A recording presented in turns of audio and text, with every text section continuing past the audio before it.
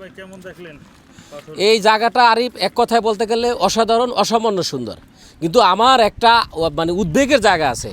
এত সুন্দর একটা জায়গা আমাদের জায়গা, এটাতে এই সম্পত্তিটা কিন্তু শুধুমাত্র সিলেটবাসীর না, এটা সারা বাংলাদেশের সম্পত্তি, এটা প্রাকৃতিকভাবে আমরা পাইছি।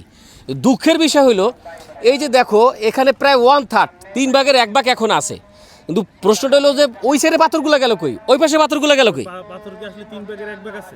না এখন আমি তো আর আগে আসি নাই, আমার কাছে যতটুকু মনে হচ্ছে এইখানে পাথর এলে ওই যে খালি জায়গাটা ওখানে পাথর থাকার কথা না, অবশ্যই থাকার কথা। তার মানে ওগুলো নিয়ে গেছে চোরে, ওদের কোন জায়গায় কামড় দিবে মানে মুখে কি আসে আমি এখন যাই হোক, কিন্তু বিষয়টা হলো গিয়ে যে শেষ পর্যন্ত পাথর উপরেও কামড় দিয়ে দিয়েছে। এটা খুবই একটা খারাপ অ্যালার্মিং, এটা কোনোভাবেই অ্যালাউ করা যাবে না, কারণ এটা আমার দেশের জাতীয় সম্পদ। হ্যাঁ, এটার ব্যাপারে কোনো স্যাক্রিফাইস চলবে না। সিলেটবাসীকে অনুরোধ করব যাতে এই পাথর খেকোদেরকে ফিরাইয়া পাড়াইয়া পেটের ভিতর থেকে পাথর বাড়ি করে আবার জায়গাটা জায়গায় এনে দিয়ে যেতে হবে, এটা আমাদের দাবি।